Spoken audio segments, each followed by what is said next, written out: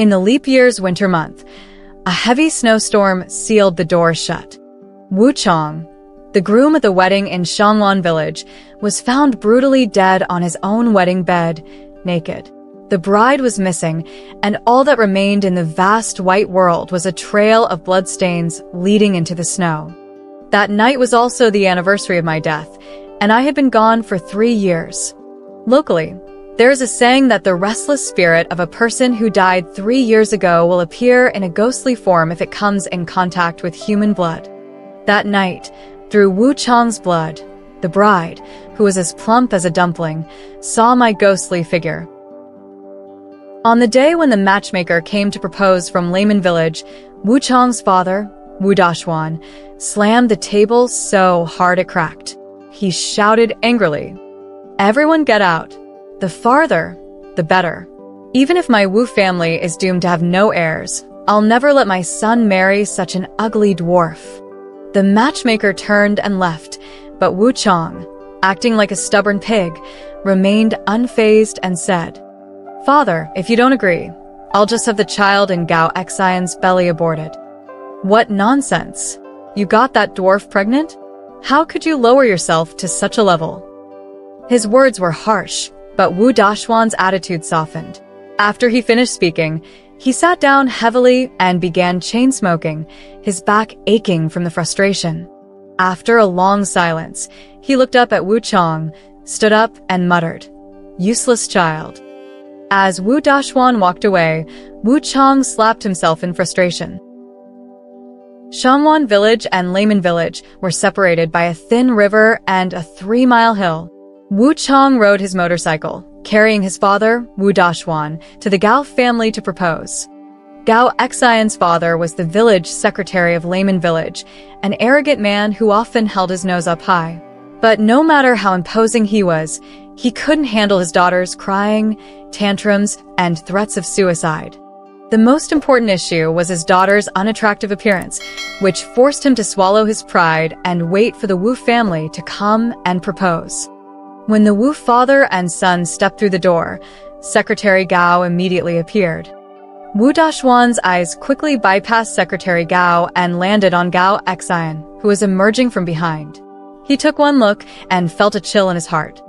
She was truly a body as wide as a barrel, a mouth full of crooked teeth, and eyes that squinted.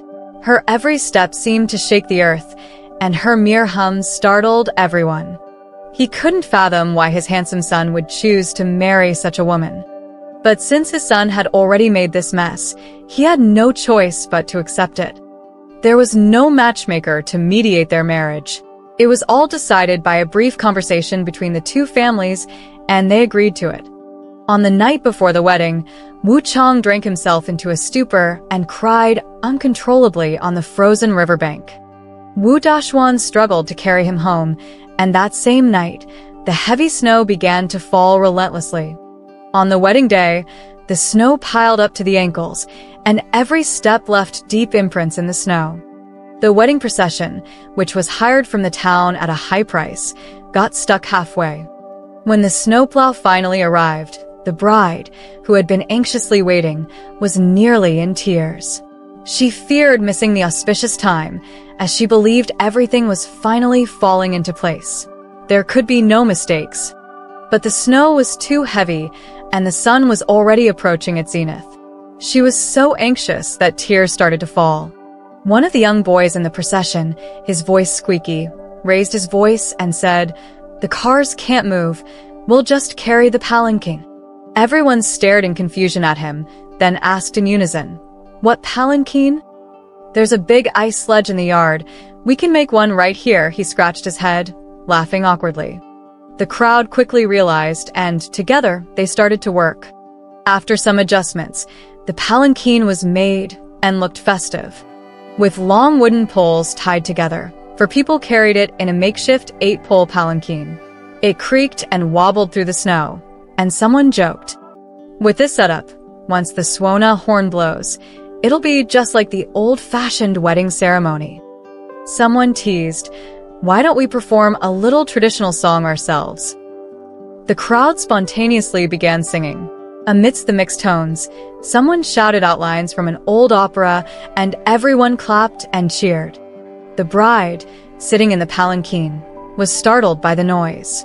She lifted her red veil, and the palanquin passed over the frozen river. The river, covered in white snow, stretched out before her, winding and intertwined. Suddenly, her body shuddered, and a face appeared in her mind.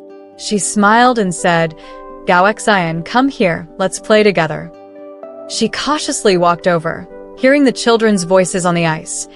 Meet Dumpling, short and fat, ugly and black, ignored as a child, unwanted as an adult. She ran home crying, and she chased after her, saying she would play with her. Secretary Gao then made a large ice sledge, and they both rode it together, sliding over 10 miles of the frozen river, listening to the old opera singers in the distance, their voices lingering, full of sorrow and beauty. Suddenly, they heard the bearers of the palanquin shout, "Crossing the fine river, we've reached the 3-mile hill."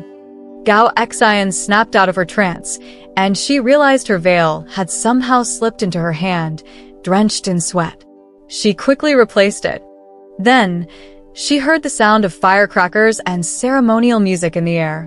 She lifted the corners of her mouth into a smile, and it was a smile that sent a chill down the spine. Wu Chong was murdered, his carotid artery slashed by a knife, and blood sprayed everywhere.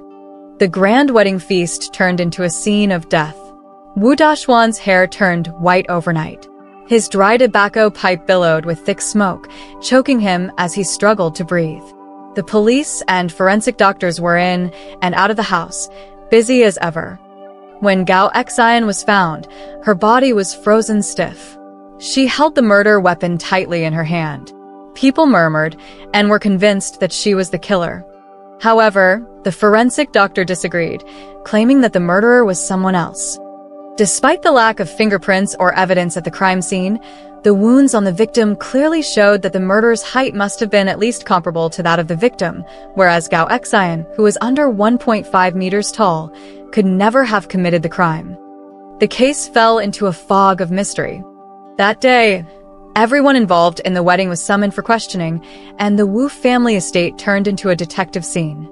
As dusk fell, the police realized someone was missing, the boy who had carried the palanquin earlier that day. He had vanished without a trace. Finding him was easy. According to the description from the car hire service, he had joined the team a year ago. His name was Kong Xiaoyan, a quiet, hardworking boy. He was quick with his hands and always diligent. But his fate had been unfortunate. His parents had died early, and he lived with his grandfather. A few years ago, his grandfather had suffered a spinal injury while working the night shift at a local middle school. In the past 2 years, he had been bedridden almost all the time. When the police arrived at his house, he was busy cooking. The kitchen was full of smoke, and he remained calm when the officers knocked on the door, explaining that he had returned home because he was worried about his grandfather. After a routine questioning, the police left. "The noodles have gone soft, Gramp. You'll have to make do with this," he said, setting a bowl of simple noodles in front of his grandfather without looking up. "Xiaoyan, you. Grandpa, I didn't kill anyone. Really, you have to believe me." "But you didn't tell the police the truth, did you?" "Grandpa, a person can't live without a conscience. Was Hongyu Jie, Sister Hongyu, one of the people we helped kill?" "What nonsense are you talking about? I'm just an old man who used to work the night shift. How could I have hurt her?"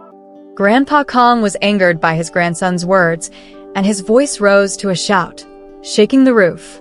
Xiaoyan flinched at the sound. Grandpa Kong held his chest, struggling to contain his cough, then closed his eyes slightly and muttered to himself, "She's been dead for years. The dead shouldn't leave their hatred for the living." "Grandpa, I saw her. She was just like before, smiling at me." "What? "You saw her? Was it after Wu Chong bled?" Grandpa Kong suddenly struggled, and a bowl of noodles fell to the ground. His terrified eyes, clouded with fear, widened. He trembled and asked again, "Did you really see her?" Xiaoyan nodded. Yes, the one they were talking about was me, Yuan Hongyu, who had died 3 years ago. I had returned to the world of the living. The narrow river froze every year, the ice surface smooth and long. Children from nearby villages would team up, dragging ice sleds across the frozen river to skate, make friends, and sometimes fight. Each village had its own child king. Wuchang was the child king of Shangwan village, and Gao Xian was the child king of Limanzhuang. We would fight for territory by holding skating competitions. The child kings would face off, and the winner would take the best spot and decide the rules of the game. The contest started with a whistle.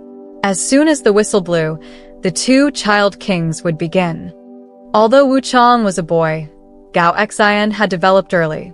At around 8 or 9 years old, Gao Xian was already half a head taller than the rest of us. She was strong, stable on her skates, and fast. From the moment she started, she always gained the upper hand. Wuchang, although also a skilled skater, was always a half step behind Gao Xian. Once the child king lost, they had to accept their fate. The best spots on the ice were ours, and we would cheer and glide on the ice until dusk. That winter was unusually cold. After the coldest day, Dahan, the days grew shorter. As the sun moved west, the cold air poured in, shortening our playtime. To make the most of our time, we stopped skating to the end and instead switched to competitive games, with 3 people in a group performing figure skating tricks. On the day Gao Xian had the accident, Wuchang lost again. But unlike usual, he didn't stay behind to keep playing. He said his stomach hurt and went home. After Wuchang left, someone suggested playing a curve skating race. Everyone cheered in excitement, but I disagreed. The curved section of the river was dangerous. While the riverbank was a mound, there was a sharp stone at the bend, called the White Horse Stone. If we weren't careful, we could crash into it and get seriously hurt. But Gao Xian, surrounded by other kids, seemed to have lost her mind. She not only ignored my warnings but argued with me, calling me a coward. The race began. It was still in groups of 3, but the competition had switched to a curve skating race. After a few rounds, everyone was hyped up, and the final round was the championship race. Gao Xian was skating with 2 others. The section of the ice she reached was downhill, the fastest part of the course. But her sled overturned. She was thrown off, her scarf got caught on the sled, and one of her skates was jammed in the sled. The sled dragged Gao Xian's body forward, continuing its slide due to inertia. One of her skates pierced her ankle. Gao Xian screamed once, and then all went quiet. We panicked, all rushing to catch up with the sliding sled and Gao Xian, but it was no use. The sled only stopped when it hit the stone at the bend of the river. When we reached her, the sight froze us all. Blood covered Gao Xian's head. Her cotton pants were torn open by the skate, and the white cotton filling was stained with blood. The pure white ice was instantly dyed a deep red. The blood curled and slithered like a snake, twisting its body as it flowed. I don't know who reacted first, but someone shouted, "Gao Xian." No one responded. I crouched down hurriedly and saw blood dripping down Gao Xian's pale face. I turned and ran back. A few of us quickly followed, running back to the village to call for the adults. At that time, Gao Xian's father wasn't yet the village head. He was doing small business, buying and selling goods in various places, making a hard living. He wasn't home. Gao Xian's mother arrived at the ice and, without a word, picked up Gao Xian and started running wildly. The sky turned dark as their shadows blended into the night. Not far from the riverbank, a figure flickered and also disappeared into the darkness. Though I recognized it was Wuchang, in my panic, I didn't think much of it.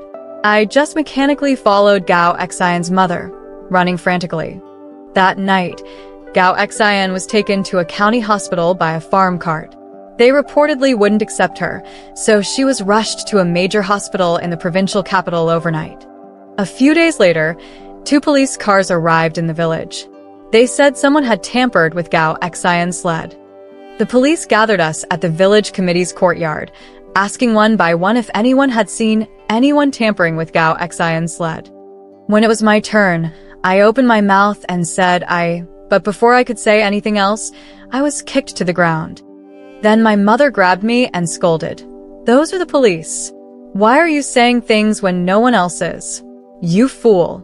Scared, I quickly shut my mouth. No matter what the police asked after that, I shook my head and said I didn't know. The investigation lasted for a few days, but there was no conclusion. The Gao family situation was quietly forgotten. That winter, Gao Xian stayed in the provincial hospital, and I was tormented by nightmares. I kept dreaming of Gao Xian's bloody face, crying and asking me why I didn't tell the truth about what I saw. I trembled in fear. That winter, I had 3 high fevers, and finally, I remembered seeing Wu Chang standing by the riverbank. The following year, Gao Xian returned, but she had changed.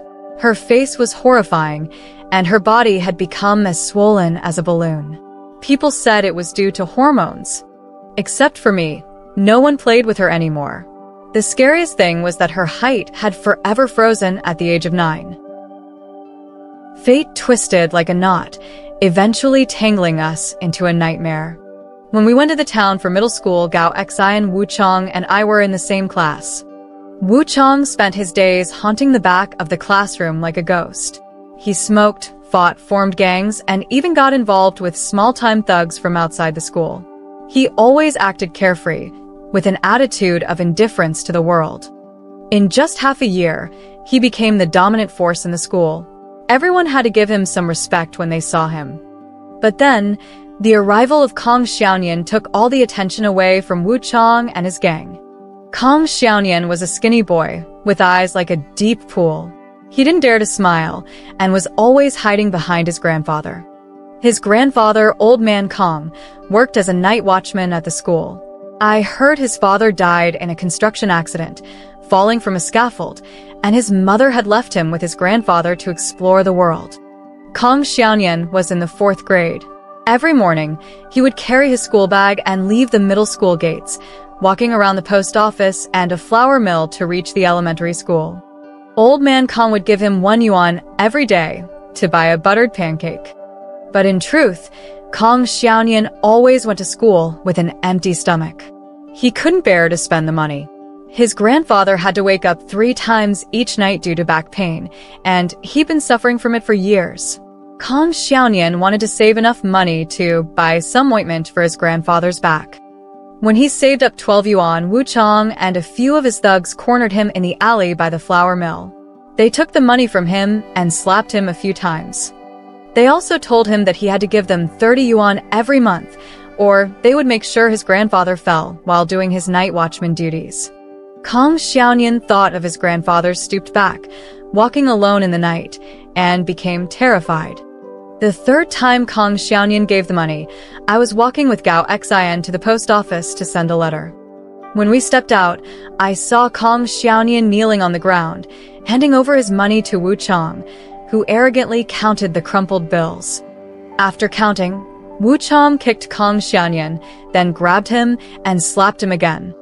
That was the first time I confronted Wu Chang directly. I rushed up, positioning myself in front of Kong Xiaonian to protect him. I raised my hand to slap Wu Chang, but he grabbed my wrist and held it tightly. Furious, I tried to break free, but he sneered and said, "Don't meddle in things that aren't your business. If it weren't for us being from the same hometown, I'd cut off your hand." Then, he released my hand, whistled, and led his gang away. I helped Kong Xiaonian up. There was some bruising at the corner of his mouth, but he still didn't shed a tear. That day, I learned that Kong Xiaonian had been beaten for a few yuan he had saved, just so he could buy some ointment for his grandfather. "Why didn't you tell your grandfather?" "Jijig, don't tell him. If he finds out, he'll go after them, and he's just an old man who works at night. If he confronts them, things will get even worse," Kong Xiaonian said, his eyes full of panic. And it was on that weekend when I started being harassed by Wu Chang. He placed one leg on the crossbar of an old bike, a cigarette dangling from his mouth, and blocked my way home. I tried to walk around him. He grabbed me, blew out a puff of smoke, and whispered in my ear, Be my woman." I turned away in disgust, trying to walk off. He held on tight. I shot him a glare, and he finally let go. Gao Xian and I walked a few steps, and we heard them burst into laughter behind us. This trick continued until the 3rd year of middle school, but Wu Chang never got me to talk to him. But then something changed. I noticed a subtle shift in the relationship between Wu Chang and Gao Xian. Rumors started spreading that Gao Xian had become Wu Chang's girlfriend. Later, another rumor emerged. It was all part of a bet Wu Chang had made. But none of that mattered. What was important was that Gao Xian and Wu Chang had become close friends. They fought together, skipped classes together. I tried to talk to Gao Xian about it, but she dismissed me. It wasn't until that night that I realized Gao Xian had been planning her revenge all along, on me and on Wu Chang. That winter vacation was the beginning of our nightmare. The school had let out for winter break, and the snow began to fall heavily in the afternoon. Almost all the students had left, and Gao Xian and I were ready to head home. Just as we stepped outside the school gate, Gao Xian tripped and twisted her ankle, hitting a stone and bleeding. She couldn't ride her bike, so we had no choice but to stay overnight at the school. The dormitory building was huge, and we were the only 2 left. Fortunately, Old Man Kong and Kong Xiaoyan, who were on night watch, were around, so it didn't feel too scary. The snow piled up half an inch before the wind picked up. Gao Xian, in pain from her ankle, went to ask Old Man Kong for some painkillers and took them. When the bolt of the door made a noise, she was already deep asleep.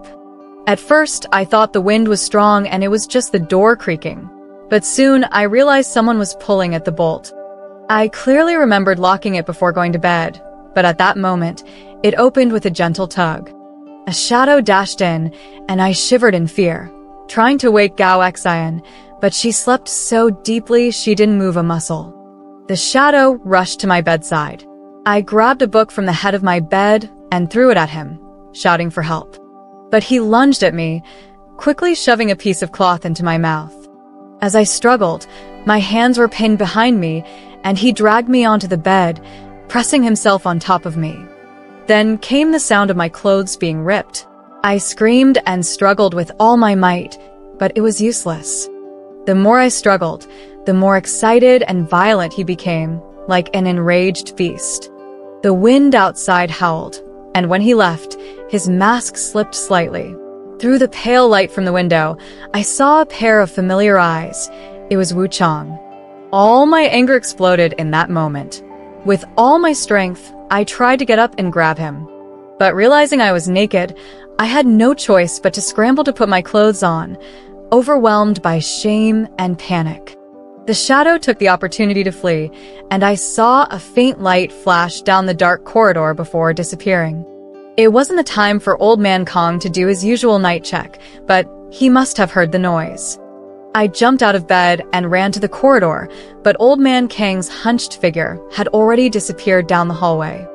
I collapsed in the corridor. The wind rushed in through the door. I screamed over and over, but my voice was hoarse, and no sound came out. Then I heard Kong Xiaoyan's voice.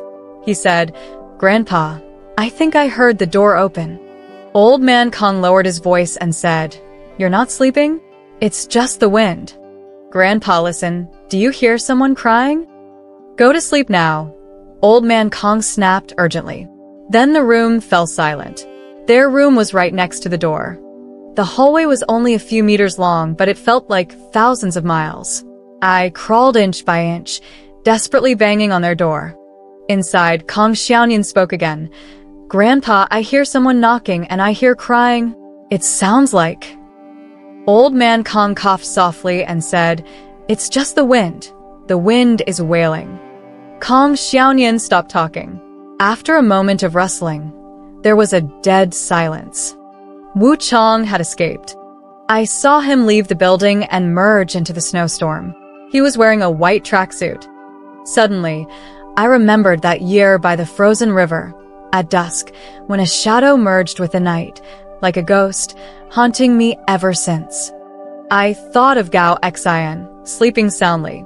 She had gone to the bathroom before going to bed, and it was her who opened the bolt. Was it on purpose? She was supposed to be my best friend, someone who would go to any lengths for me, but the knife she stabbed me with was aimed at my life. Don't call the police. It's not possible, my mom shouted, her voice harsh. Why not? I screamed in agony. If you call the police, it'll ruin your reputation. You won't be able to get married. People will know you're no longer pure. You can't let that happen. I'd rather never marry. I want him to go to prison. Otherwise, I'd rather die. I held a bowl of pesticide, staring at my mom. She saw the defiance in my bloodshot eyes and softened her voice. Hongyu, my dear daughter, even if you report it, you have to go to the police station. You're holding poison. How can you report anything? I believed her. I put the bowl down. With one look from her, my dad restrained me, tying me up tightly. That night, my mom brought something back for me to sign.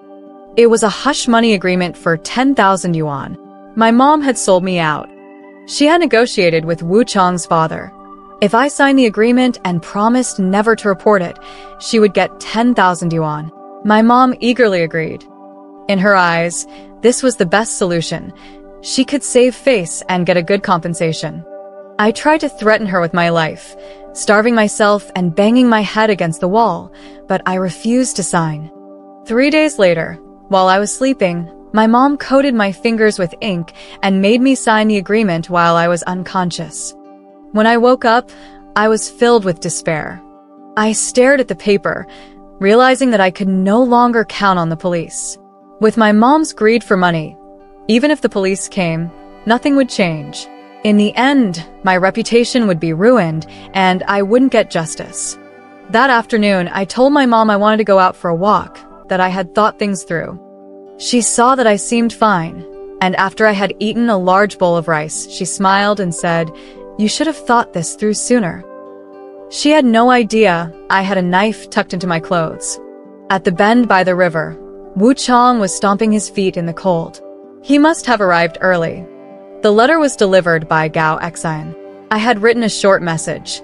"If you still like me, meet me at the hill by the river." I walked up, head down, waiting for him to speak. He probably couldn't wait any longer as he rushed up and hugged me excitedly, saying, "Hongyu, I've been waiting for you." My arms trembled slightly, and the events of that night flashed before my eyes like a dark mist. I drew the knife from my waist and slashed at Wu Chang. I must have used too much force because my foot slipped and the knife flew several meters away. Wu Chang stood stunned for a moment before roaring, "Yuan Hongyu, you're really worthless. I spent 10,000 yuan, and you're still trying to kill me. You should be grateful I even look at you." I crawled on the ice, gritting my teeth, struggling to pick up the knife. But just as I was an inch away, Wu Chang stepped on my wrist with his foot, trapping me. He crouched down, slapped me hard, and I rolled several times across the ice. Then, he climbed on top of me, and fists began raining down like hail. Soon, I lost consciousness. In the haze, I heard a series of heavy blows. Wu Chang used my knife to crack the ice, creating a hole. He dragged me up and shoved me into the ice hole like a dead fish. The biting cold pierced through my entire body. I heard Wu Chang clap his hands and curse, "Worthless trash. I don't even care about you. You didn't get it, did you? Go to hell." Then, silence fell over the ice as his footsteps faded away. Just when I thought I was going to die, a warm hand reached in and pulled me up. I heard him shout, "Don't sink. I'll pull you up." But I was too cold and too exhausted. His voice sounded so distant, as if it were from another world. Gradually, I lost all consciousness. The endless dark hole closed in around me. When I opened my eyes again, I was met with dark, cramped surroundings. Outside, there was the sound of funeral music, and the crowd was in turmoil. I scrambled forward, hearing someone crying mournfully. Who had died? I wondered. But soon, I recognized my mother's voice, crying heartbrokenly as she slapped the coffin. "Hongyu, my daughter, why did you have to leave? How am I supposed to live without you?" Had I died? I slapped my head hard, it hurt. I looked around again. It wasn't a coffin, nor did it resemble hell. After confirming it again, I realized I was in my family's donkey shed, the dark, pitch-black shed. I ran to the door of the shed and shouted out, "Mom, Dad, I'm not dead. Come quick, I'm here." But the noise outside, mixed with the mournful sound of drums, drowned out my cries. As I shouted and tried to open the shed door, something suddenly dawned on me. The old wooden boards on the door had once been half as tall, but now it was a new door that was securely shut, clearly on purpose. I lost all hope. My mom had locked me up for that 10,000 yuan. But why was she giving me a funeral? My mother's cries outside grew more pitiful, and the sound was becoming more eerie, like the chilling cold of that day in the ice hole. It was heart-wrenching, causing my body to tremble uncontrollably. I was buried in the dead of night. In our local customs, girls who die before the age of 18 cannot see the sun. After the funeral rites were finished, the shed door opened, and my mom came in, holding a bowl of rice, wiping her tears and sadly saying, "Hong Yu, I've wronged you." Mom, how could you do this to me? I'm not dead. Daughter, you can't blame me, you know? If people find out you're still alive, you'll be charged with attempted murder. But if you were dead, we would get a nice compensation. Wu Chang's father even promised us 20 years of free farming on their 15 acres of irrigated land. 20 years, Mom. That's fertile land, guaranteed harvest, rain or shine. Have you lost your mind? Am I not your real daughter? I may have raised the knife, but he shoved me into the ice hole. He's the real culprit. You're going to lock me here for the rest of my life, just for that petty amount of money? Of course not. I've already planned it out. After the 7-day mourning period, I'll send you out. You'll find a way to make a living out there, one way or another. You still have older brothers, right? Do it for them. I knocked over the bowl of rice on the feeding trough, desperately trying to get out, but my mom slapped me hard. She scolded me fiercely. "Stubborn girl, this is all your own fault. Who told you to go and take a knife to someone?" She tossed me to the ground and turned away. I don't even know how long I stayed in that shed. I only hoped that the 7th day would come soon so I could escape. But I still trusted my mom. On the 7th day, a lot of people came. After the mourning ceremony, both my hands and feet were locked in iron chains. "You promised me you'd let me go, and let me find my own way," I said. "Someone like you, just like your mom in her younger days, who knows what kind of trouble you'll stir up once you're out there. How could I let you go?" "My mom? You're not my mom." "Of course not. Only that slut could give birth to a little slut like you. You're the disgrace of the Yuan family, bringing shame on your mother. And you're always shouting and causing a scene." "Then why didn't you just bury me alive?" I glared at her and asked. "I promised no matter what, I'd keep you alive. Who told her to be your father's own sister? Otherwise, I would have killed you long ago." Those words felt like a vision from hell, and I stood frozen in place for a long time. When I was at my most desperate, feeling powerless, someone came. It was that night, and that was when I decided I would quietly become a ghost who had died in this world. I would make sure that everyone who had schemed against me would never have peace. The person who came to the donkey shed was Gao Xian. She pried open the door in the dead of night, saying she was there to take me away. If my mom hadn't revealed my origins, I would have flown out of there in a heartbeat and gone to the police to expose the criminals. But at that moment, I made a different decision and refused Gao Xian. She was furious, her face turning red as she cursed me for being brainless. She pulled at me desperately, but I refused to leave. In her panic, she shouted at me, "Do you know how your real mother died?" Her words left me dumbfounded. I turned my head, staring at her in disbelief, then grabbed her wildly and asked, "How do you know? Were you eavesdropping?" "No, I've always known. Everyone does, except you." "Known what?" "That you were the shame of the Yuan family back then," and she hesitated, looking troubled. "And what?" and that your mother was buried alive. That day, after you were thrown into the ice hole, Kong Xiaonian and I pulled you out and carried you home. We told your mother that it was Wu Chang who knocked you unconscious and threw you into the hole. We thought she would report it to the police, but later she said you were dead and didn't report anything. Kong Xiaonian and I suspected something was wrong. The night after your burial, we dug up the grave and found the coffin empty. After that, we searched for a long time and finally found you locked up here. So what? During winter break, you intentionally sprained your ankle, pretended to take painkillers, and then faked sleep. Before you fell asleep, you deliberately unlatched the door, letting Wu Chang in so he could. I bit my lip, glaring at Gao Xian with deep resentment. Her earlier boldness vanished, and she lowered her head. After a long pause, she met my gaze and said softly, "Hong Yu, I know what happened. It was my fault. I wanted revenge on your family. I hated Wu Chang for what he did to me and resented you for not speaking the truth back then. So, I planned to use Wu Chang against you, letting him assault you, so I could use the evidence to report him and send him to jail for a few years. But I didn't expect to mix up the medicine. I passed out, and things spiraled out of control.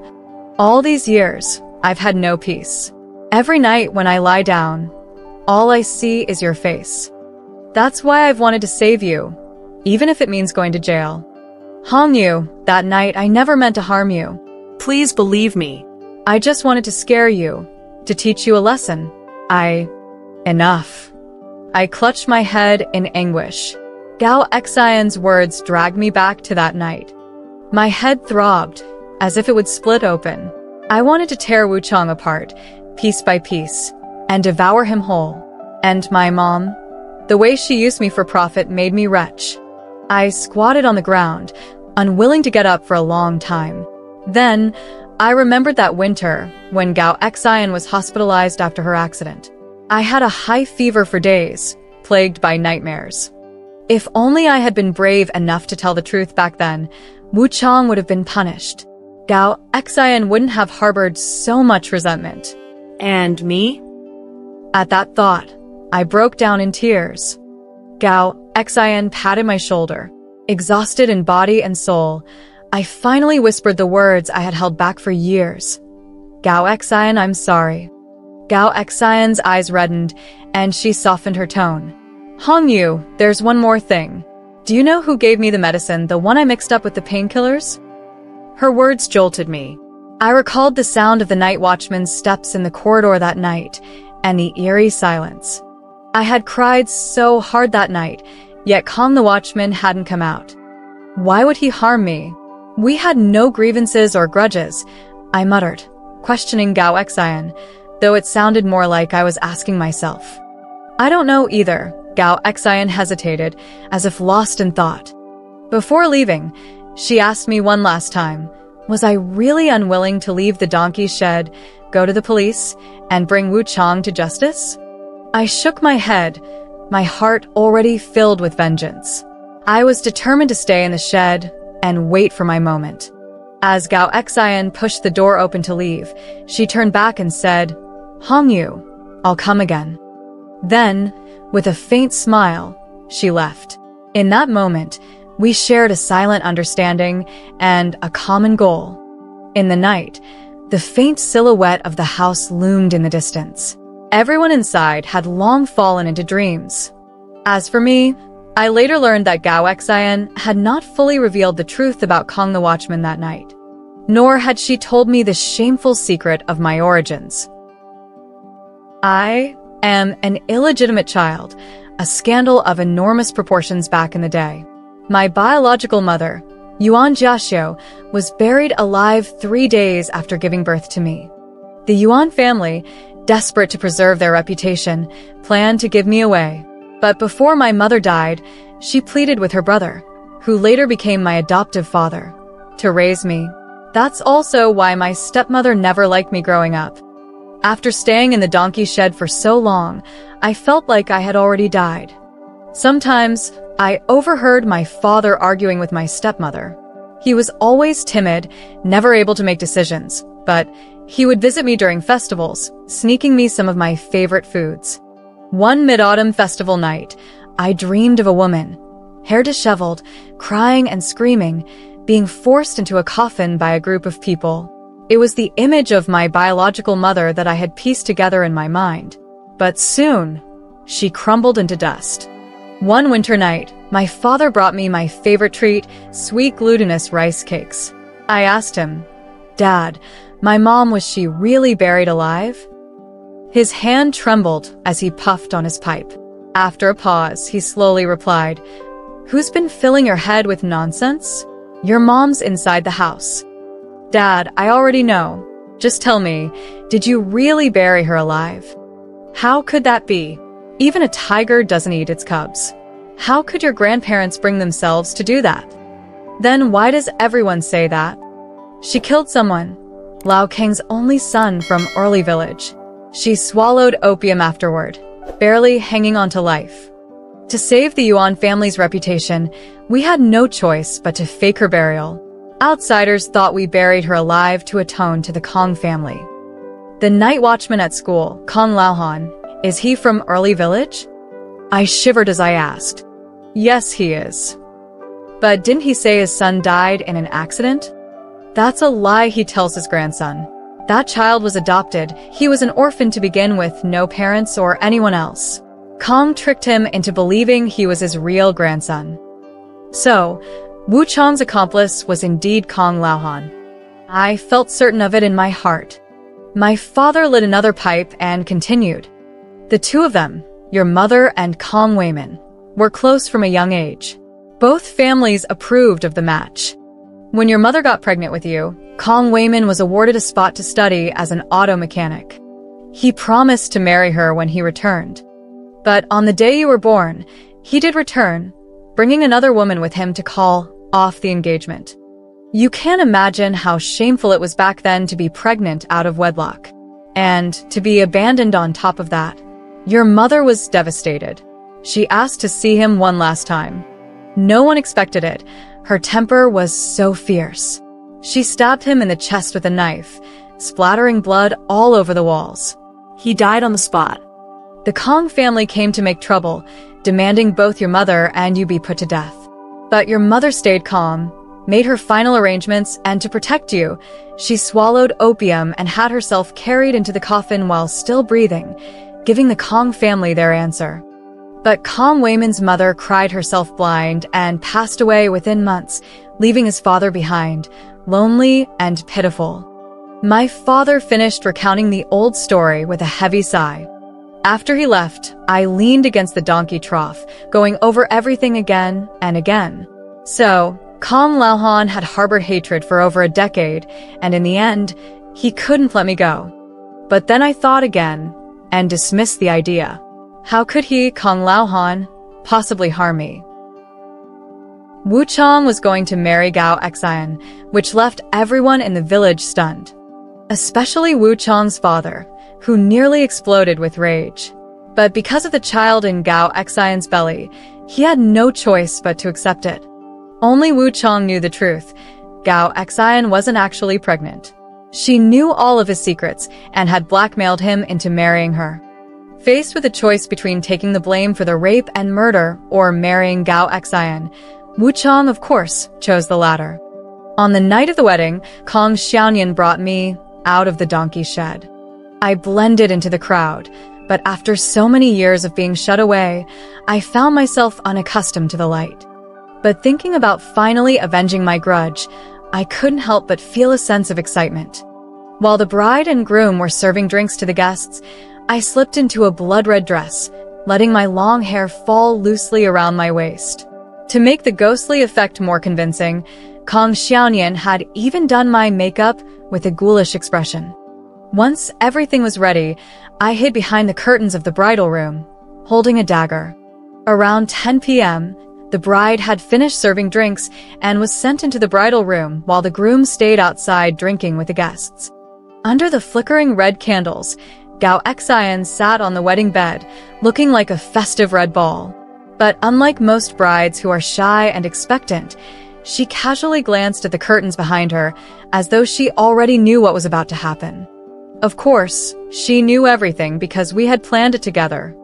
Over the past 3 years, we had been united in our hatred for Wuchang. I couldn't count how many times Gao Xian had come to the donkey shed in the dead of night, where we argued, fought, and even struck each other. But in the end, for the sake of revenge, we had put aside our grievances and decided to kill Wuchang together. To avoid leaving evidence, we remembered an old local legend that the souls of those who died 3 years ago still linger, and when they see blood, they appear as ghosts. The ghostly apparition would kill by slitting throats and cutting veins. At this moment, according to our plan, we were just waiting for Wuchang to enter the bridal room. Gao Xian would slip him a sedative, and then I would appear as the vengeful spirit to kill him. However, we had miscalculated. Wuchang pretended to be drunk and didn't enter the bridal room at the scheduled time. Gao Xian seemed to have grown impatient. She suddenly stood up, her gaze no longer as indifferent as before. She began to pace around the room, muttering to herself, and then attempted to open the door. I was hiding behind the curtains, sweating nervously. If our plan failed, I would never have another chance to kill Wuchang. Fortunately, Kong Xiaonian stepped in.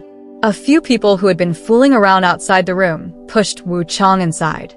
I saw Kong Xiaonian nod through a crack in the curtain, and the door was shut tightly. When Wuchang saw Gao Xian, he froze for a moment, as though the unexpected had finally caught up to him. He then turned around and muttered, "Isn't it about time?" As soon as he finished speaking, Gao Xian turned toward him and smiled, her smile wicked and sweet, both eerie and strange. Wuchang shuddered and instinctively pushed her toward the table. He picked up a jug of wine from the table, poured a glass, and with fake tenderness, handed it to Gao Xian, saying, "Drink this and we'll be husband and wife." I felt my palm grow cold and sweaty from gripping the dagger. According to the original plan, Gao Xian was supposed to refuse the drink, claiming an allergy. But an hour ago, something about Gao Xian had seemed off. Now, her eyes confirmed my suspicion. Wuchang had made the first move. He definitely wouldn't stay loyal to Gao Xian for life, but was it too soon for him to act on their wedding night? Had we already lost this battle? Sure enough, Gao Xian didn't even hesitate. She took the glass and drank it all in one go. The strong liquor burned down her throat, and her eyes glazed over. Her small, plump body wobbled before collapsing into Wuchang's arms. Wuchang, clearly caught off guard, instinctively tried to dodge, as though she were a hot coal. But Gao Xian staggered and threw herself at him. The noise in the room grew louder, and the guests had already left. Outside, a few people who had been causing a ruckus shouted, wanting to enter. I heard Kong Xiaonian's voice. After some muffled sounds and distant footsteps, the courtyard fell silent. Gao Xian made several failed attempts to grab him. Finally, Wuchang controlled her, leaning over her and sneering, saying, "You little fat thing, you really think that by entering the Wu family's door, you've become a proper wife? Tonight, take your secrets and meet the ghosts. Go join that dead Yuan Hongyu in the underworld." Just as he finished speaking, the door was gently pushed open and Gao Xian screamed. Wuchang looked up, and there I was, dressed in a blood-red gown, my long hair cascading down to my waist, my face pale like gold paper, with blood tears running down my eyes. I looked like a beautiful, vengeful ghost. Wuchang shuddered, stumbling backward. Gao Xian quickly turned and fled.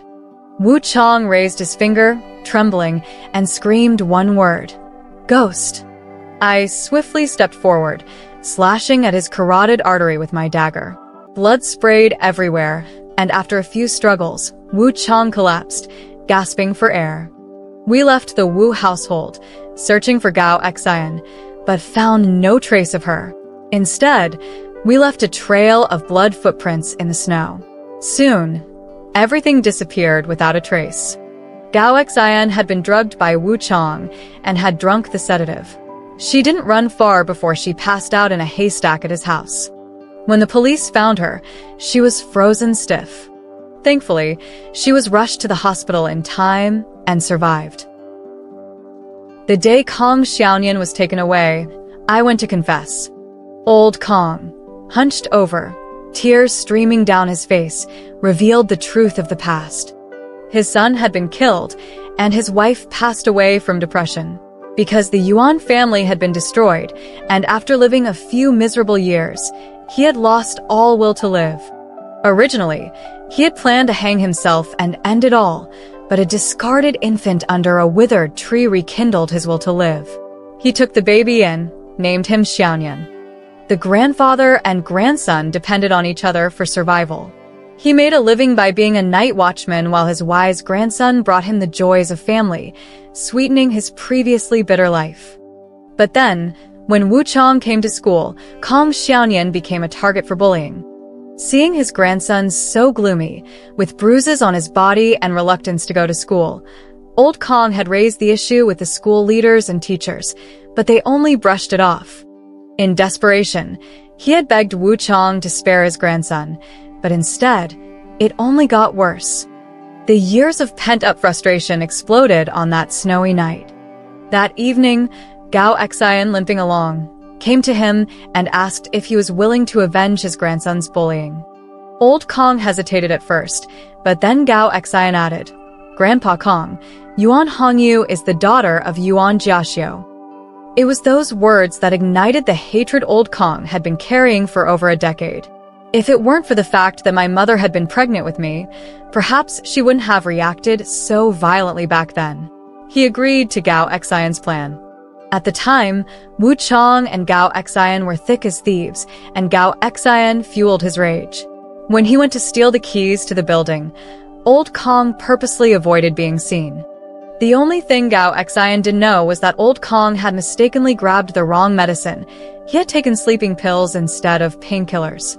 Their original plan, to commit the act in the bedroom, was ruined by a sleeping pill. So, old Kang chose to remain silent, pretending not to know anything.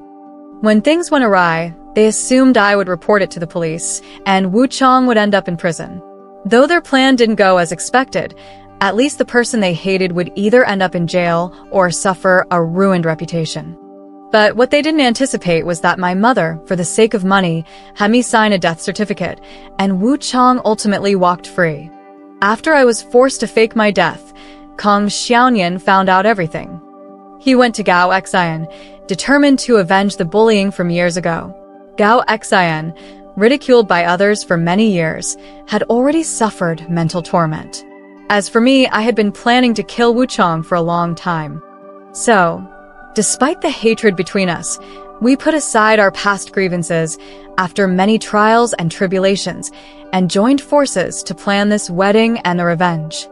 Before I confessed, I told my mother directly, "I killed Wu Chang and I'm going to prison, but I don't regret it at all." Those pieces of evidence I'll hand over to the police, like the IOU for 10,000 yuan and the land rights document that helped Wu Chang cover up all his crimes. That should be enough to get me a sentence of over 10 years, right? She was momentarily stunned, then quickly realized what I meant and knelt in front of me, crying and begging for mercy. She said that back then it was out of necessity because the family was poor. She also said, for all the hardship she went through raising me, she hoped I would let her go. She screamed and cried, but I remained resolute and left. After I was gone, she broke down mentally, and by the time the police arrived, she had gone mad.